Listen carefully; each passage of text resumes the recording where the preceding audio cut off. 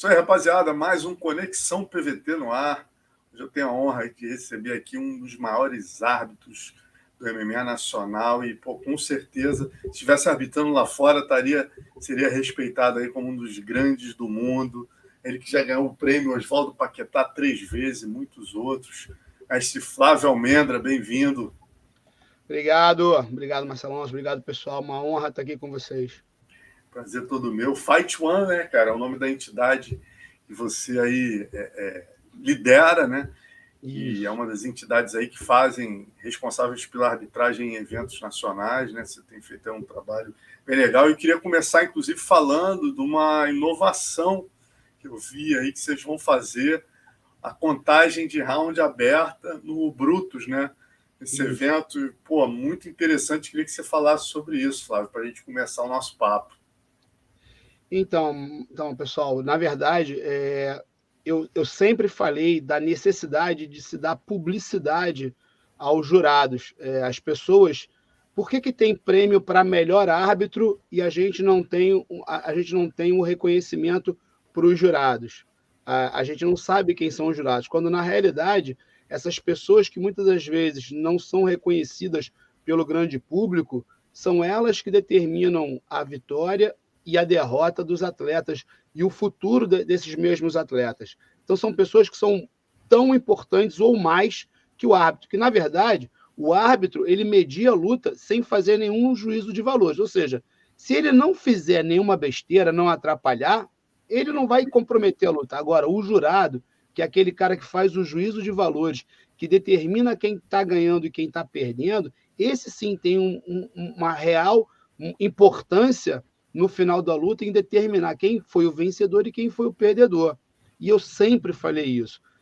Precisa se dar publicidade, precisa mostrar às pessoas, até para que os eventos se preocupem em colocar sempre boas equipes de arbitragem, jurados profissionais, acabar com aquela coisa de você estar num evento e chegar lá um faixa preta e falar, pô, irmão, senta aqui, julga essa luta para mim, o cara tá lá com a cerveja dele, não está preparado. Às vezes, ele não está nem prestando atenção na luta, ou, muito pior, ele tem um juízo motivado, ele conhece um dos atletas ou tem alguma animosidade com alguma das equipes e ele vai fazer um julgamento não de forma imparcial. Então, a nossa ideia era justamente mostrar quem são os jurados, dar popularidade para esses jurados, mostrar quem são os melhores jurados, quem são aqueles que realmente assistem a luta, que estudam a regra, que procuram se aprofundar dentro dos conceitos do Mixed Martial Arts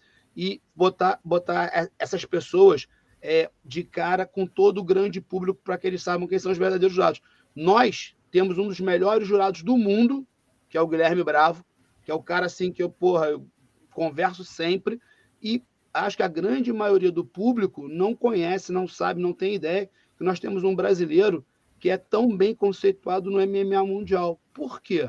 Por que o Bravo não tem o reconhecimento que ele merecia, se eu acho que ele faz um trabalho fantástico e a gente não pode divulgar isso para ninguém? Toda razão, Flávio. E falando dessa sua inovação, né, voltando a ela aí no evento Brutus, muita gente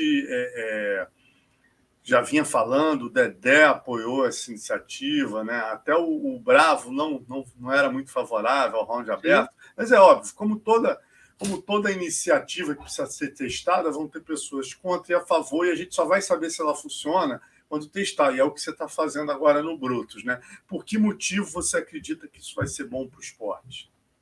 Eu acho o seguinte, exatamente como eu falei anteriormente, eu acho que as pessoas precisam entender quem está julgando e de que forma está sendo julgada a luta.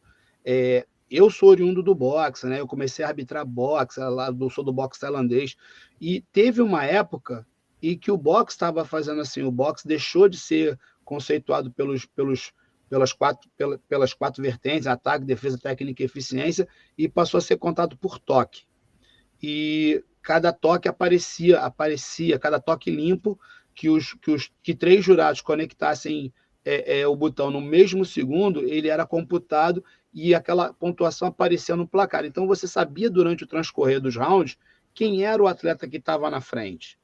E isso fazia com que os atletas que estivessem lutando pudessem traçar as suas estratégias mediante ao placar que estava sendo mostrado no placar eletrônico. E é justamente isso que eu tenho em mente, que eu acho importante, é essa discussão, e isso vai passar por toda uma tese que a gente vai ter que melhorar a cultura dos treinadores, que em vez de reclamar da arbitragem, eles vão ter que ter uma segunda estratégia ou vão ter que ter subterfúgios para que seus atletas possam mudar o modo de lutar, mudar o parâmetro de luta para conseguir reverter um resultado negativo durante o transcorrer da luta. Então, a minha ideia é justamente essa, é dar responsabilidade aos jurados que estão julgando e uma oportunidade para os atletas que muitas das vezes eles ou são mal informados pelos treinadores. O atleta tomou um calor desgraçado, terminou o round, cara, estamos na frente, estamos ganhando. Cara, eles querem ganhar no grito, quando na verdade você vê que visivelmente aquele atleta tomou um atraso naquele round. E quando aparece a pontuação, o atleta vai ter a real noção de que ele realmente está atrás. Então ele vai ter que fazer alguma coisa para mudar o jogo. O outro pode amarrar? O outro pode amarrar, mas em compensação você pode jogar para cima dele. Então a minha ideia foi justamente dar a oportunidade tanto para os jurados aparecerem com a responsabilidade de estarem julgando ao vivo, como dos atletas, para que eles possam mudar o rumo das suas lutas durante o transcorrer das mesmas. Muito interessante. E quando vai ser esse evento, Flávio? Assim, vai passar em algum lugar, vai passar no combate ou na internet, para a galera ficar de olho. Quem curte luta tem que ver isso ao vivo, né? O Brutus, na verdade, o Brutus é um filho que nasceu, né? Eu falo do Brutus há 25 anos, desde que a gente começou com a extinta CBMMA, que era a Confederação Brasileira de MMA, na casa do Amauri, lá na Urca, com o falecido seu Amauri, com o falecido Alessandro, o Osíris. Eu sempre falei da necessidade de se ter um evento para promover os atletas amadores, para maturar, para treinar os atletas amadores, para que eles possam se profissionalizar com mais qualidade, para treinar os treinadores, para treinar os árbitros. É muito importante ter um evento para você treinar os árbitros. Então, o evento amador é fundamental. Só que eu não consigo fazer um evento hoje amador sem fazer algumas lutas profissionais. Então, a gente vai estar fazendo algumas lutas profissionais também. O Brutus vai acontecer no dia 25 agora de junho, em Itaboraí, e eu vou fazer pelo Instagram da Liga de Muay Thai, que é uma entidade que eu sou presidente, né, que eu já faço esse evento há muitos anos. Então, eu vou estar publicando pelo nosso Instagram, e aí a gente vai estar passando o evento ao vivo pela internet. Quem quiser ir lá, eu não sei ainda o endereço exato, mas vai ser em Itaboraí, num novo galpão que tem lá, que me ofereceram o espaço para fazer o evento. Então, o evento está nascendo, mas a minha ideia é fazer um grande campeonato, fazer 9 etapas por ano e ter os campeões amadores do MMA e ter todo o treinamento para os árbitros, para os jurados, para os cutmans, para todo mundo dentro do métier, né, do ringside ali para trabalhar. E falando em treinamento, né, Almenda, você tem um curso de arbitragem, né, cara, que é um curso muito conceituado aí. Fala desse curso, quantas edições você já fez, qual vai ser a próxima? Você segue mais ou menos as diretrizes, né, das comissões atléticas americanas, o livro do Bravo ali, né, Sim. aquelas diretrizes? Então, a gente segue o corpo, né, da comissão, das comissões atléticas americanas, mas assim, eu tenho muitas coisas que eu já divirjo, né? A gente já conceituou de forma diferente, e eu sempre digo isso no meu curso, sabe? Assim, esse é o método Fight One, né? Eu já fiz 4 edições do curso, a gente está para fazer a próxima agora. O curso hoje ele é online, então a gente faz, são 8 aulas, uma aula por semana, né, presencial, e a gente disponibiliza todo o material durante um ano e tem toda a assistência, e as pessoas que vão se formando, quando termina o curso, tem a prova, as pessoas que são aprovadas, elas têm a oportunidade de estarem atuando nos eventos que eu faço pelo Brasil inteiro, para estar fazendo a experiência se eles estão aptos ou não. Mas a ideia do Brutus é justamente essa, que como todo esporte, o árbitro que se forma, ele começa nas divisões de base, entendeu? A importância de você pegar um cara que saiu da faixa preta agora, que acabou de treinar, acabou de a carreira como lutador e que vai passar para ser um julgador, ele não começar jogando uma luta profissional, ele não começar jogando, arbitrando uma luta de um atleta profissional que tem tanta coisa em jogo. Começar lá, como todo mundo começa no vôlei, no basquete, começar no sub-11, sub-13, e aí vai subindo, aí, sabe, pegar as divisões de base, e aí de chegar, almejar a chegar no profissional e, quem sabe, um dia numa decisão de uma defesa de cinturão, uma luta internacional. A ideia é poder maturar e profissionalizar todas essas pessoas que trabalham no meio do MMA. Então, é muito importante que a gente tenha eventos amadores para que a gente possa ter esse tempo de maturação, tanto dos treinadores quanto dos atletas, mas também de toda a equipe de arbitragem, de cutman, de cronometrista. São várias funções que a gente tem, os delegados, os sombras, o pessoal que faz as transições. Então, é muito importante você poder treinar todo esse pessoal. Pô, muito legal, Almendra. Assim, você falou uma coisa aí que me chamou a atenção, né? Eu vivo também conversando com o Bravo, né? Naturalmente, a gente tem uma cultura mais do grappling, né? O Brasil é o país do jiu-jitsu. Então, a gente às vezes fica muito chocado lá no UFC quando o cara, por exemplo, o Aljamain Sterling derruba o Petrian, pega as costas, passa, porra, o round inteiro dominando, o nego dá um 10-9, e, pô, e tem gente que ainda acha que o cara é amarrão e tal, né, cara? Quais são os pontos assim que você diria que você diverge mais das regras americanas? Para começar, é isso que você falou. Eles não têm uma cultura de grappling, eles não têm nem a intenção de aprender. Assim, nós temos jurados que trabalham conosco que são oriundos das lutas de strike, mas que são obrigados a treinar chão ou são arguídos sobre essas posições, sobre essas transições.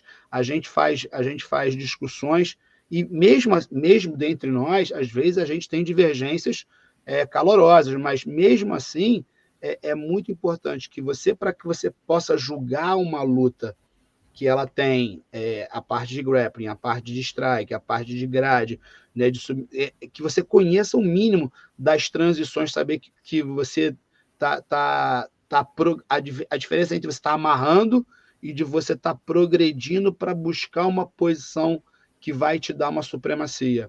Entendeu? Isso é uma grande. Já começa com uma divergência, né?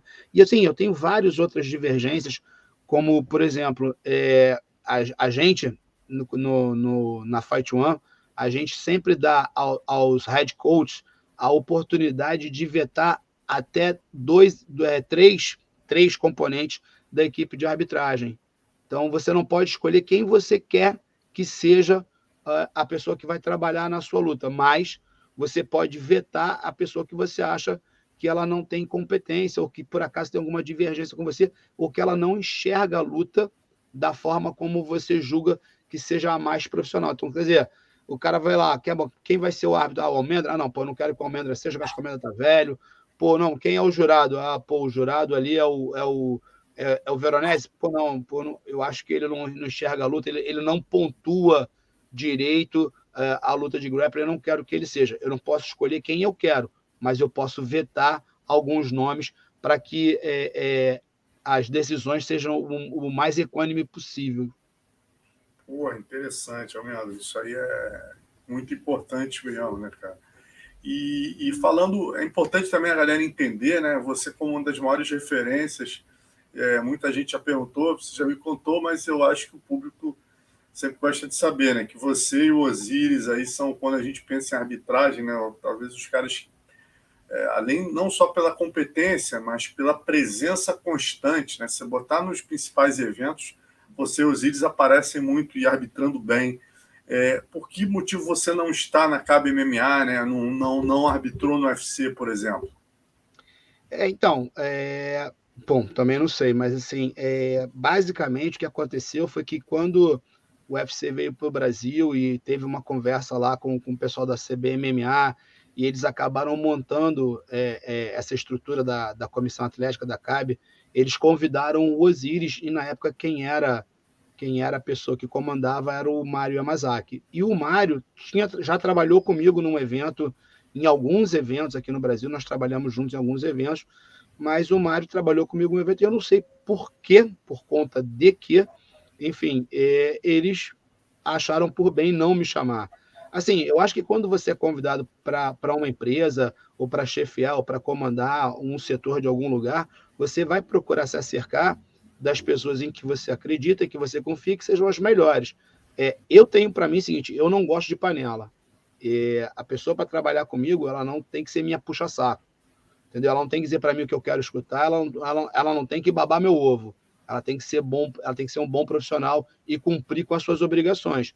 Mas é óbvio que se eu tenho uma oportunidade de estar numa grande posição, num grande evento, eu vou me cercar das pessoas que eu gosto, que eu confio e que eu quero privilegiar. E quando isso aconteceu aqui no Brasil, parece que eu não era uma dessas pessoas, eu não estava dentre esses profissionais que foi cogitado. Então, desde sempre, eu sempre desejei o maior sucesso do mundo para o Osíris. A gente trabalhou junto em vários eventos, a gente conversa às vezes. Assim, o Osíris é uma das pessoas que eu admiro desde sempre, é um faixa preta de boxe tailandês dos primórdios. Quando eu comecei a treinar boxe tailandês, o Osíris já era faixa preta, então era um cara que eu admirava. Eu já vi o Osíris lutar num evento no Rio de Janeiro. Então, assim, eu sempre torci pelo sucesso, pelo seguinte: eles representam o que a gente tem de melhor. Então, eu espero que, quando seja a oportunidade dos brasileiros estarem dentro do cage, que seja para dar aula, para mostrar que esse esporte foi feito por nós e que nós temos a capacidade de mediar as lutas muito melhor do que eles, porque nós entendemos do time, porque o Osíris é faixa preta de jiu-jitsu, é faixa preta de boxe tailandês, ele conhece da parte de strike, ele conhece da parte de grappling, daí o sucesso dele. E aí você vê árbitros lá fora que não tem nenhuma experiência, nenhuma vivência com essa parte de grappling, e a gente vê a sucessão de erros que tem acontecido. É a vida, irmão, é a vida, faz parte. Bola para frente. Falando um pouco da tua formação, né? Você fala um pouquinho, você veio da escola do Luiz Alves, mas também Claudinho Coelho. Fala um pouco para a galera.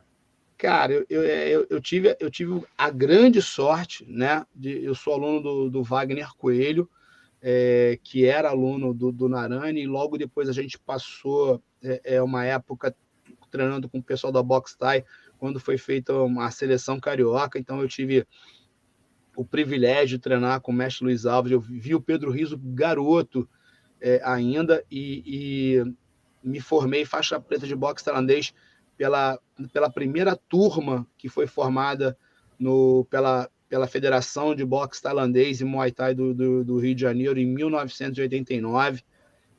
Fui atleta de boxe da Nobre Arte, treinei com o mestre Cláudio Coelho, que é meu pai, e tive a formação de árbitro e fiz o curso de kickbox com o Paulo Zorello, né? Sou faixa preta, quinto dan de kickbox pela UACO, pela CBKB, fiz o curso lá com o Paulo Zorello, e, cara, quando me formei faixa preta, eu senti a necessidade. Eu nunca fui um grande atleta, eu era um cara obstinado, eu sempre fui um cara que gostava muito de treinar, mas eu realmente não era um cara talentoso como os grandes talentos da minha época, como tinha o Ângelo Sérgio, como tinha uma galera que era realmente extremamente talentosa, né?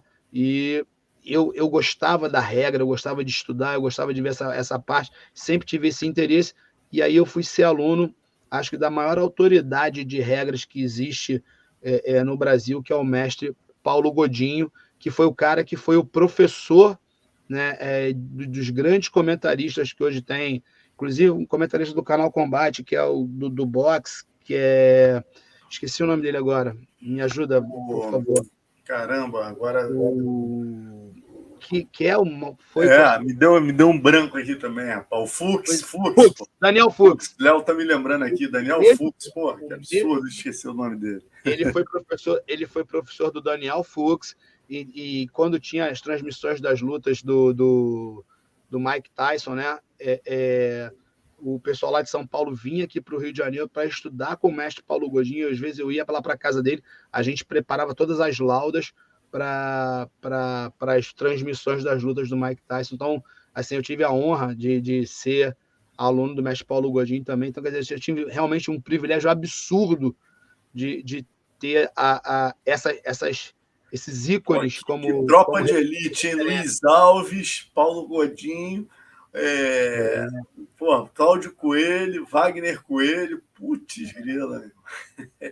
Eu participei lá logo do começo, na época que tinha os treinos de Vale Tudo lá no Carson.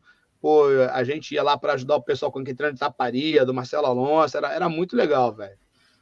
Que bacana. E uma outra coisa, né, que eu te vejo direto, você é uma referência, né? Sempre que tem qualquer coisa na Globo de luta, é Flávio Almendra, né? Você é o árbitro e você é o professor. Teve uma novela que tinha os Bad Boys, né? Que era o pessoal do Marcelo Faria e tal. E eu vi, você era o mestre sempre, né? Tu tá em todas, né? Pô, Marcelo, eu dei a sorte.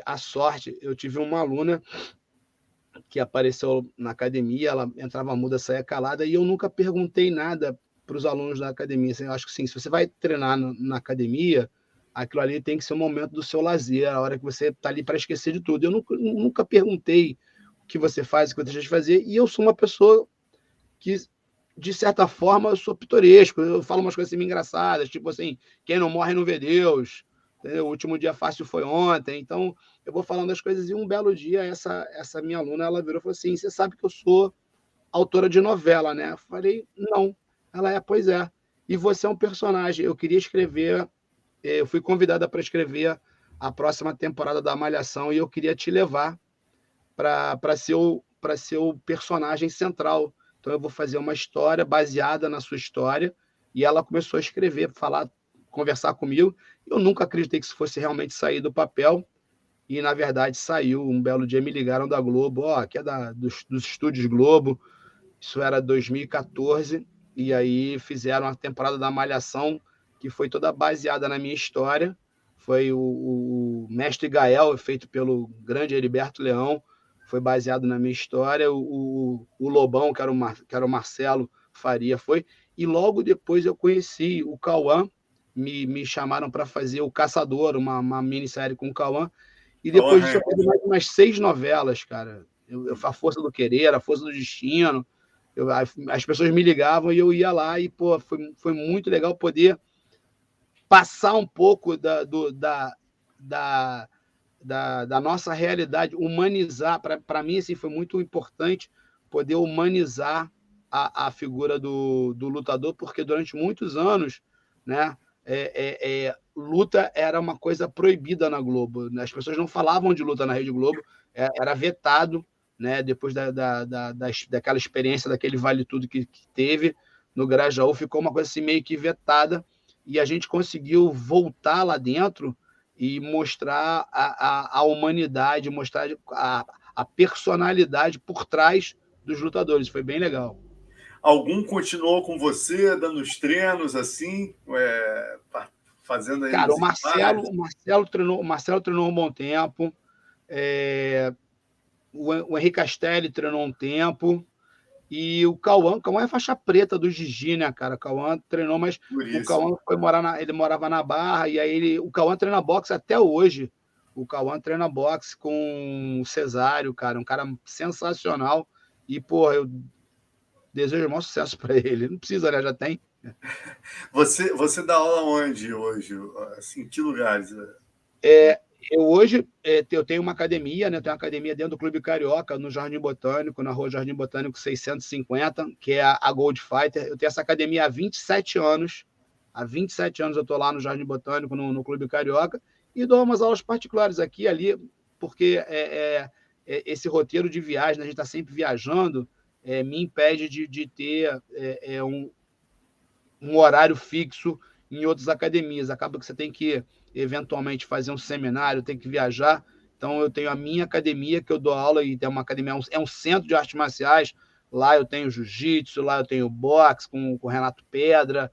Lá o jiu-jitsu, cara, é o pessoal da JB Brother, que são os alunos do garoto que está em Abu Dhabi agora, me fugiu, o Igor Silva, do Igor Silva, que está morando em Abu Dhabi. Eu tenho o boxe lá do Renato Pedra, que é nobre arte, sem sombra de dúvidas. E tenho lá o Muay Thai, e tenho também o treinamento funcional, que é a base que a gente faz da preparação física, que é bem legal. Então, estou ali há 27 anos, ali eu não saio. Flávio, uma outra coisa, eu lembro que quando passaram a exigir, né, cara, quando a CAB chegou e passaram a exigir exames, houve muita polêmica, uma celeuma grande por conta, obviamente, da realidade do MMA nacional, né? Os promotores, a gente sabe, você muito melhor do que eu, sabe? Como os caras, tinham que vender almoço para comprar janta, para fazer o evento, para alugar o ringue, pegar emprestado com um amigo, ainda pagar a bolsa do atleta. E a coisa, né, o sarrafo subiu, passou a ter que ter a questão dos exames, né, que estava totalmente fora de escopo ali naquele momento. Como é que você avalia isso hoje? Você acha que isso foi positivo, houve um exagero, ou você acha que isso foi bom para o esporte de uma forma geral? Não, eu acho que houve um exagero. É bom para o esporte, é bom profissionalizar, mas eu acho que houve um exagero. Certos exames que eram pedidos, até hoje são pedidos, eles têm a necessidade, mas eles deveriam ser feitos com frequência. Não tem como você ter um exame que tem uma validade de 2, 3 anos, quando o atleta se infringe a 3, 4 batalhas por ano. Então, eu acho que se você vai fazer um exame, como uma angiorressonância, por exemplo, em que o atleta necessita, é fundamental para que se faça isso. Mas imagina você, um exame que tem uma validade de 2 anos, é um exame que não é coberto Plano de saúde. pelos planos de saúde, um exame que tem que ser pago. Aí o atleta, muitas vezes, treinando, é nocauteado, ou se numa luta ele é nocauteado. Se ele não tem um edema, se ele não tem um coágulo, se ele não tem uma pressão intracraniana, ele pode vir a adquirir. Então, acho que é um exame que deveria ser feito sempre que o atleta fosse lutar. Não adianta você ter um exame que tem uma validade de 2 anos, se no intercurso desse prazo o atleta sofrer algum tipo de revés. Entendeu? Não é só o fato de você chegar e dizer, não, você vai ter um intervalo, se você for nocauteado, você tem um intervalo de 90 dias sem treinar. Não, se você for nocauteado por golpe traumático na cabeça, você objetivamente necessitaria fazer um novo exame para reavaliar a condição intracraniana, para se você tem ou não algum tipo de lastro, algum tipo de revés ali dentro, entendeu?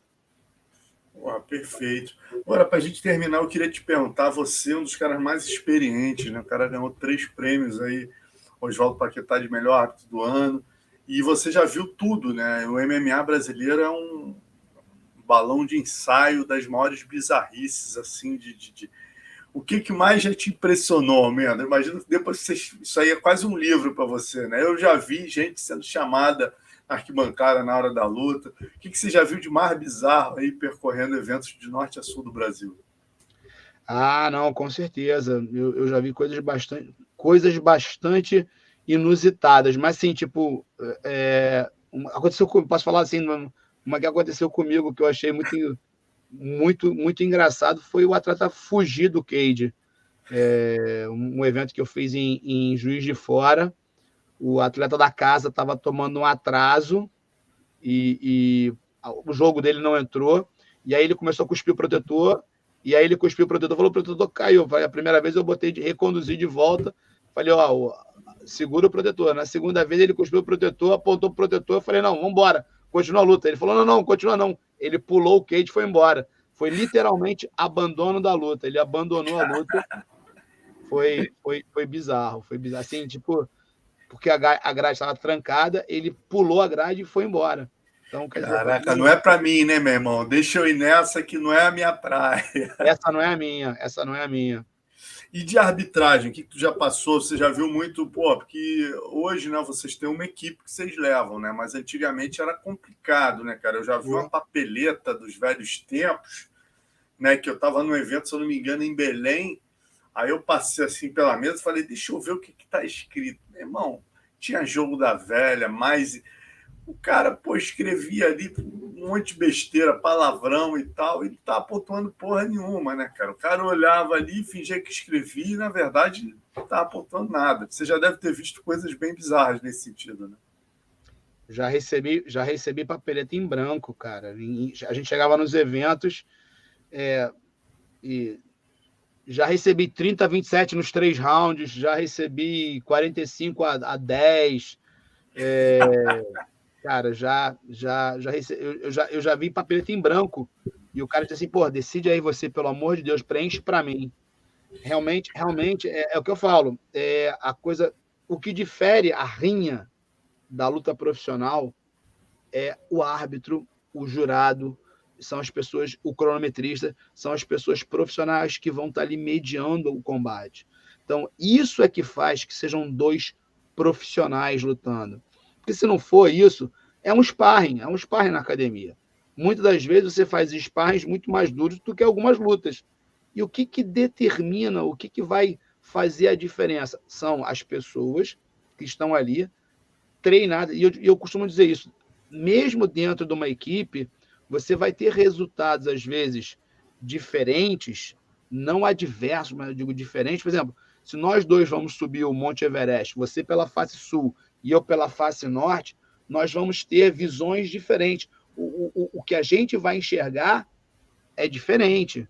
As vistas vão ser diferentes. A gente tem o mesmo objetivo, a gente está no mesmo lugar, você pela face norte e eu pela face sul, então as paisagens vão ser diferentes. Então, os jurados sentados em pontos opostos do cage, eles vão ter visões diferentes da luta, mas elas não podem ser abstratas, como eu vi outros dias. Um jurado dá 30-27 para o azul, o outro dá 30-27 para o vermelho. Aí é absurdo, entendeu? Você pode ter divergência, por isso você tem resultado dividido, mas você não pode ter essa dissonância absurda que está acontecendo. Os caras estão tirando a nota do bolso, Marcelo. Os caras estão tirando a nota do bolso. Então, isso é um problema absurdo, entendeu? Então, a gente, quando faz a palestra, a gente procura sempre instruir os treinadores, mostrar os conceitos que o próprio Big John criou, né? Dano, domínio, duração, e eu instruo os meus jurados para pontuarem a luta minuto a minuto. Então, você começa a luta, você vira a papeleta lá e do lado avesso, né?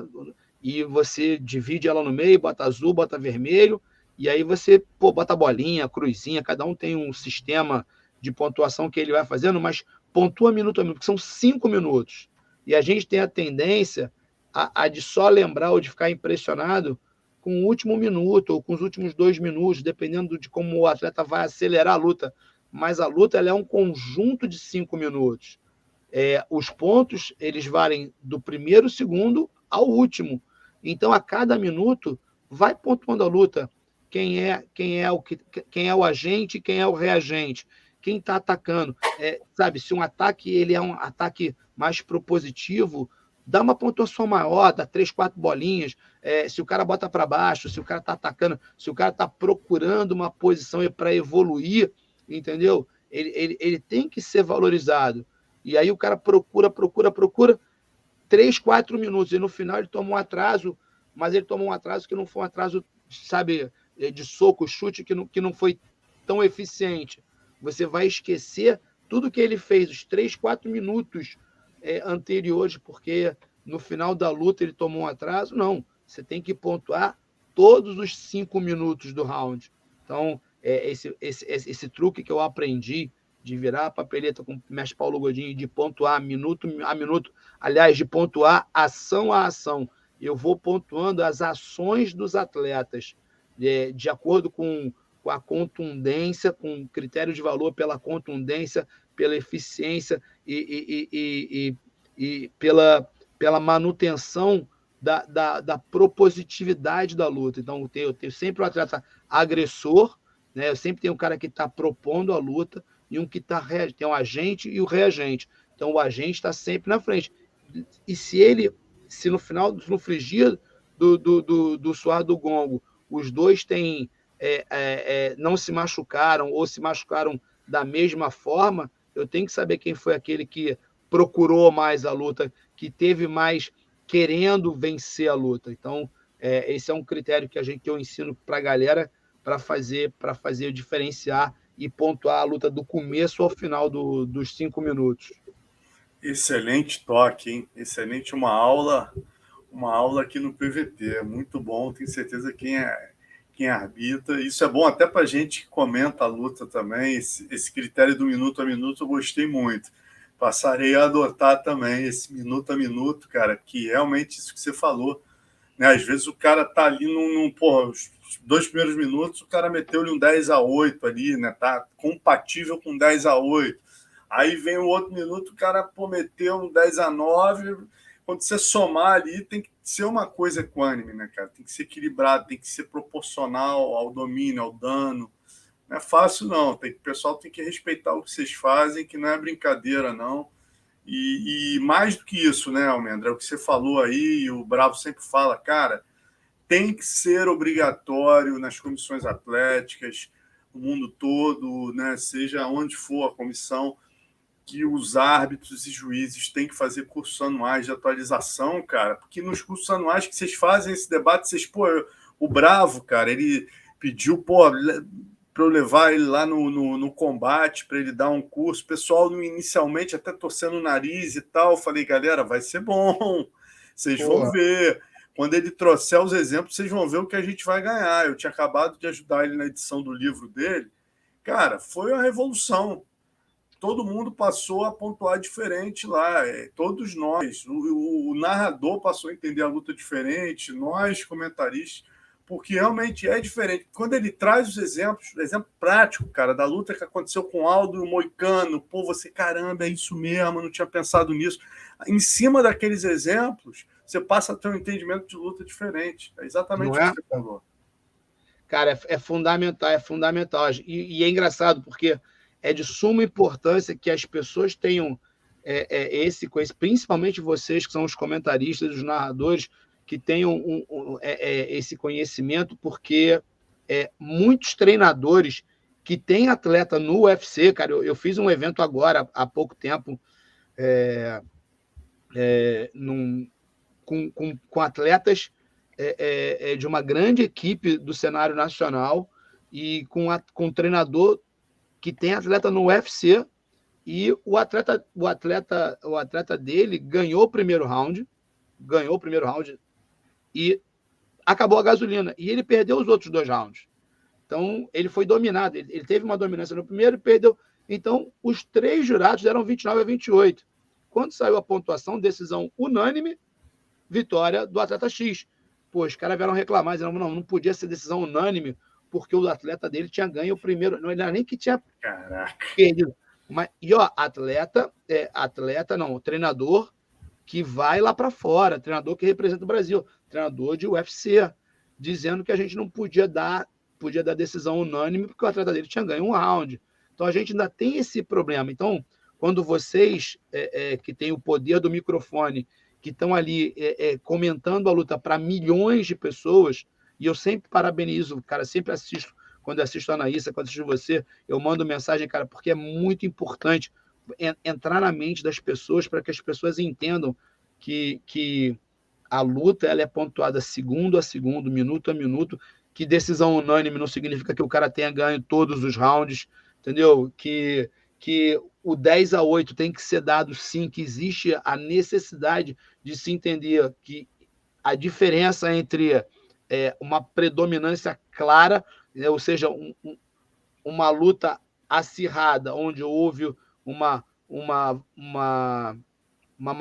maior efetividade de um atleta, é diferente de uma predominância, e que isso tem que ser valorizado, entendeu? Você tem que pontuar isso. É importante demais. Exatamente. Maravilha, professor. Obrigado pela aula aí. O papo foi maneiríssimo. Estamos aí curiosos para ver o Brutus, para ver aí na prática, né, o round a round, aberto aí para a galera entender o que está acontecendo na luta abertamente. Obrigado pela live aí, pô, foi um show. Eu que agradeço. Cara, eu queria agradecer agradecer muito, muito, muito a oportunidade de poder expor alguma das minhas ideias. Eu tenho aqui mais algumas coisas que eu queria ter falado, que infelizmente não deu para falar, que como botar numa decisão, uma luta de cinturão, a gente ter a oportunidade de ter 5 jurados, ao invés de Não, ter... pode falar, porra. Tá, meu amigo, aqui é... Se é importante, vamos falar. Fala disso. Eu vi eu tenho assistido, né, essas entrevistas com o Dedé, com o Alex, cara, e acho muito importante uma luta de cinturão. Você vê a luta do Glover agora, a luta do... Pô, teve um árbitro que deu 10-8, cara, uma coisa assim absurda. Não foi a do Glover ou foi da menina que o árbitro deu 10-8, o jurado deu 10-8. Foi a do Glover no terceiro round. Foi a do Glover no terceiro round, que deram pro polonês. Eu estava vendo, a Anaísa colocou, cara, isso é absurdo. Então, eu acho assim, uma luta tão importante como essa, ela deveria ter pelo menos 5 jurados. Eu me lembro que o boxe, cara, quando o boxe lá atrás, na década de 70, as grandes lutas tinham 5 jurados. E é engraçado que com 5 jurados você tem muito menos possibilidade de ter um 3-2 do que você com 3 jurados ter um 2-1. Então, eu acho que fica muito mais dividida essa responsabilidade. E outra coisa que a gente faz aqui no Brasil também, que é uma coisa que, cara, eu acho engraçado. Muitas das coisas que a gente começou a fazer, que as pessoas criticavam a gente, hoje em dia a gente vê eventos lá fazendo. Por exemplo, o árbitro espelho, o árbitro de segurança. Você sempre vai ver um árbitro do lado de fora dando a medida, ajudando o árbitro que está do lado de dentro para certas situações, ainda mais quando o atleta está na grade, para ver se ele segura a grade, como uma coisa que as comissões atléticas lá fora mandam punir veementemente, segurar na grade e dedo no olho, e você não vê os caras fazendo. E aí aqui no Brasil a gente está fazendo, e os caras acham que a gente está inventando a regra, a gente não está inventando a roda. Isso foi falado nas comissões sobre as possibilidades de acontecer, e a gente está colocando isso em prática. Mas eles escrevem a regra e não tem pulso para fazer. Então, essa coisa, os 5 jurados, a perda de ponto para o atleta quando ele não bate o peso, é uma coisa que... Muito legal essa, André. Eu tenho orgulho de ter começado a fazer isso. No Jungle Fight, a gente começou a fazer isso. Porque, assim, na realidade, quando o atleta não bate o peso, e eu tenho isso como escola, porque eu tinha um problema com um grande empresário do norte aqui do Brasil, um cara que tinha atletas até no UFC, que ele dizia que os meus atletas não batem peso. Eu dou 50% da bolsa para o adversário e esses 2 quilos que ele não bateu vão virar 6 amanhã, eu vou ganhar a luta, vou ganhar o prêmio e o Sherdog do meu atleta tá azul. Então... que bizarro, hein? É essa mentalidade que faz o Brasil ser queimado, às vezes, lá fora, como país, o brasileiro é malandro, né? Que nem aquele cara falou no corner da Viviane Araújo, né, cara? Isso aí são pessoas como essa aí que acabam queimando a gente. Queimam. Cara, então essa coisa da gente tirar o ponto, porque a única forma que a gente tem de realmente equalizar a luta, deixar a luta num parâmetro. O cara já perdeu Então, se ele não cumpriu com a regra, ele já perdeu um ponto, entendeu?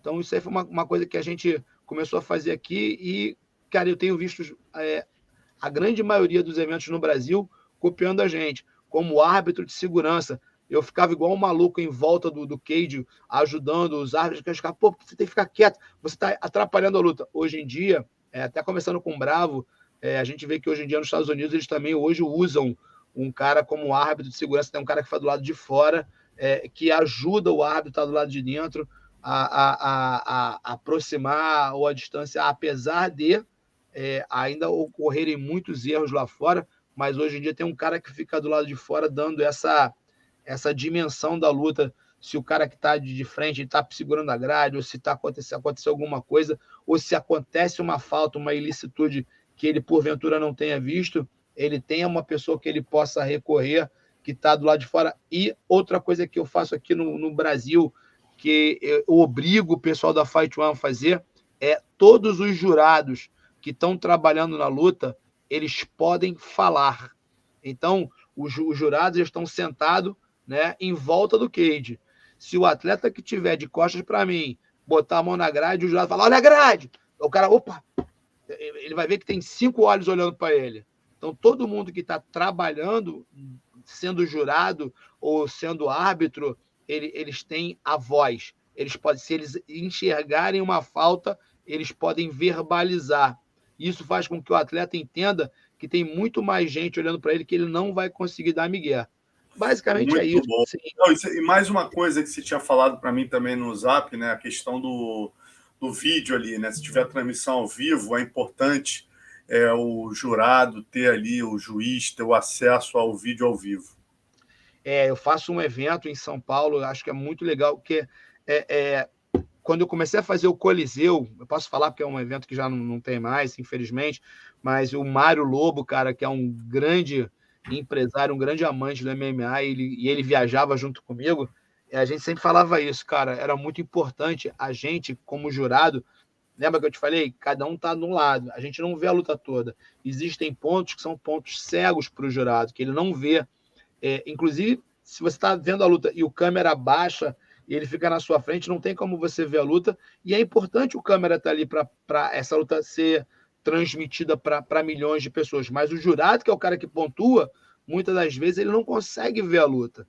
Então, se a gente tem um monitor ali, 14 polegadas, 12 polegadas, um monitorzinho que esteja transmitindo a luta ao vivo, ao mesmo tempo, sem som, é muito importante isso. Eu preciso do monitor, mas sem som, para que a fala dos comentaristas não influencie no julgamento do jurado, mas que ele possa ver, inclusive, ver se um golpe pegou, se o dedo pegou no olho, ou se um chute pegou no testículo, se for um chute baixo, ou se houve uma ação ilícita, proposital ou não. Se você muitas das vezes você consegue julgar a ação do atleta ali em loco e não deixa que a coisa tome uma proporção gigantesca. Então é muito importante, cara, seria muito importante se a gente pudesse fazer com que os promotores de eventos entendessem que é muito importante investir em tecnologia para que o evento ganhe. O seu evento vai ser o vencedor. Eu costumo dizer isso, cara. A arbitragem é um ponto nevrálgico do evento. Não adianta você gastar milhões, botar cadeira de couro, reclinável, térmica, chamar quem você quiser. Se na hora que a luta começar, o árbitro que estiver lá em cima não estiver preparado, ou se o jurado botar uma besteira na papeleta, no final das contas as pessoas só vão lembrar das besteiras que aconteceram. Ninguém vai lembrar. Teve um evento agora há pouco tempo, sensacional, cara, que o árbitro deixou quase o atleta morrer dentro do cage. Aí ninguém estava lembrando que um evento era um evento que, porra, estava pagando passagem, que, pô, estava resgatando o MMA numa região, porra, que sentia falta dos eventos, mas as pessoas só vão lembrar que o árbitro que estava ali era um árbitro comprometido com uma das equipes e que deixou o atleta sofrer um castigo desnecessário. Verdade, mestre. Pô, a gente ficar aqui dá para fazer um curso, né, rapaz, de 3 horas aí, porque é muito conhecimento, muita história. Pô, agradecer muito aqui a tua participação, esse esclarecimento final foi muito importante, essa coisa dos 5 árbitros aí na decisão também foi muito importante. Obrigado mesmo, Almendra. Foi show de bola a live. Irmão, muito obrigado. Eu estou à sua disposição. Galera, poxa, acompanhem, curtam, porque o MMA está em franco desenvolvimento. Vamos ver se a gente consegue alavancar o nosso esporte. Obrigado, gente. Abraço, mestre.